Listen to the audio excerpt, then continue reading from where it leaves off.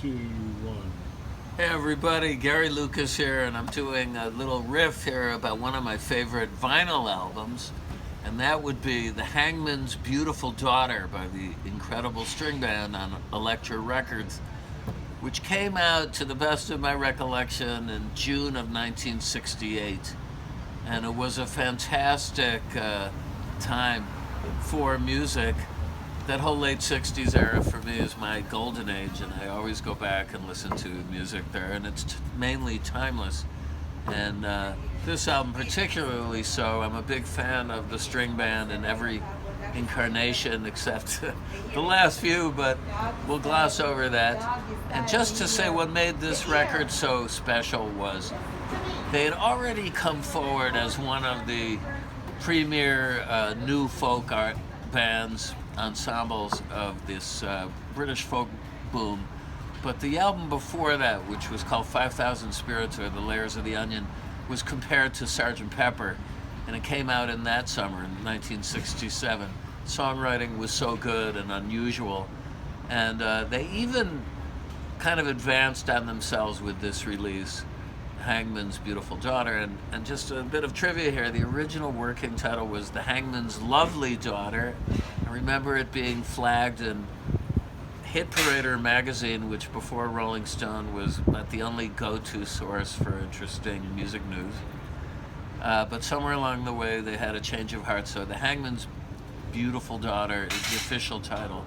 The cover shows these two dudes and someplace in the Scottish Highlands by a stone wall, surrounded by a very mysterious caravanserai, concatenation of hippie-like characters and gypsies, and it's very evocative of the music within.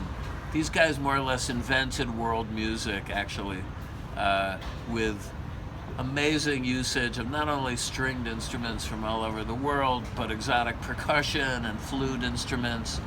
And they're all woven into a sonic tapestry by the producer Joe Boyd, who you may also know from fantastic albums by Nick Drake and Fairport Convention, among others.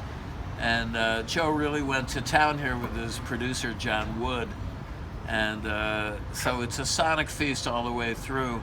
One of the highlights being a very cellular song. It's an 11-minute journey through space and time that ends with I Bid You Good Night by the Pindar Family, which the Grateful Dead then picked up on and became a staple in their live shows. It's a very infectious and joyous sing-along, but other outstanding cuts include the title cut, Koi Oadi there. I couldn't tell you what that means off the hand, but you know, it's all available for your delectation online.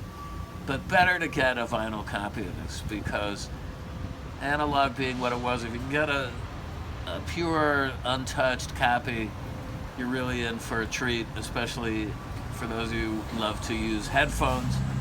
Let me think.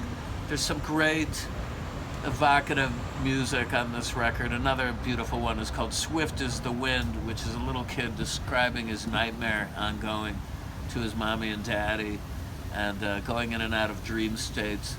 These are sung from the heart by the two main guys, Robin Williamson and Mike Herron, who both have magnificent evocative voices, and both were demons on guitar. I certainly was profoundly impressed with the playing on this record at a tender age, and strive very hard to learn how they were achieving certain effects. They're joined on this album also by their girlfriends Licorice and Rose Simpson, who became part of their stage act. And I guess that's about 2 minutes worth, and probably more, but go check it out. Incredible string man, Hangman's Beautiful Daughter. You cannot go wrong. It's Gary Lucas.